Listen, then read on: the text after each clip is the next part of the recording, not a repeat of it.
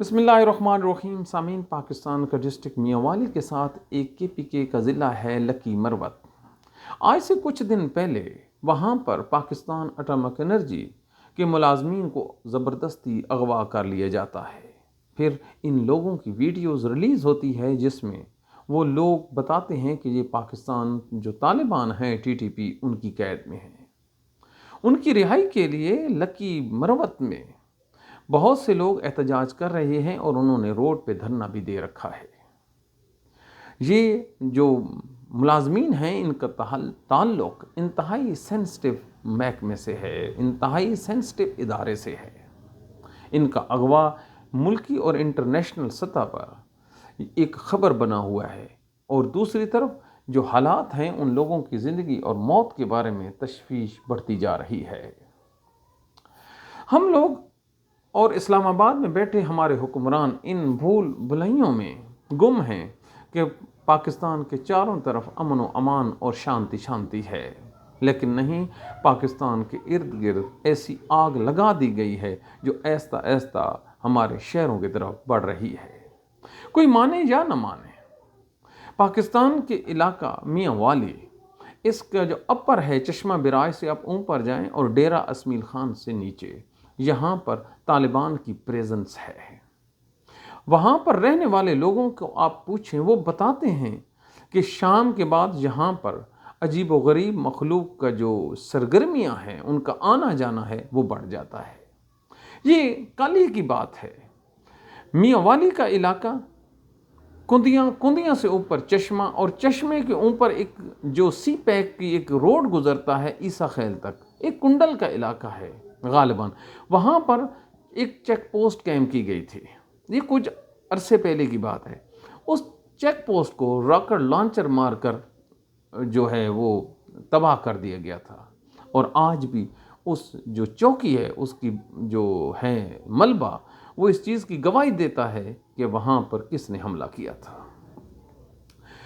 यकीनी तौर पर ये एक सेंसिटिव मैटर है, यहाँ पे कुछ जिम्मेदारियाँ आयद होती हैं, लेकिन अब सवाल ये है कि पाकिस्तान की डायरेक्शन इन लोगों के ख़िलाफ़ लड़ने के लिए कितनी दुरुस्त है।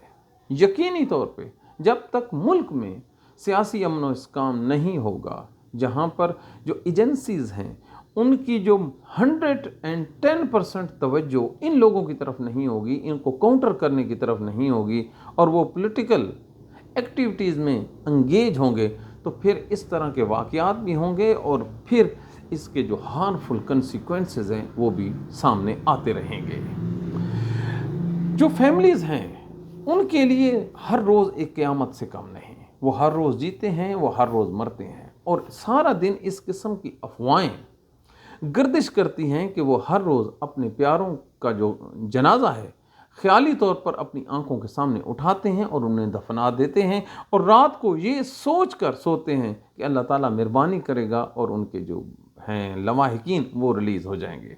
यकीनी तौर पर वो रिलीज़ होंगे इंशाअल्लाह, अल्लाह ताला की मदद ज़रूर आएगी, लेकिन प्रोग्राम करने का मकसद अरबाब इख्तियार को मज़ीद ये बावर करवाना है कि आप जो एफ़र्ट्स कर रहे हैं वो बहुत ही शानदार हैं, लेकिन उस एफ़र्ट्स में अभी भी मज़ीद कमी है।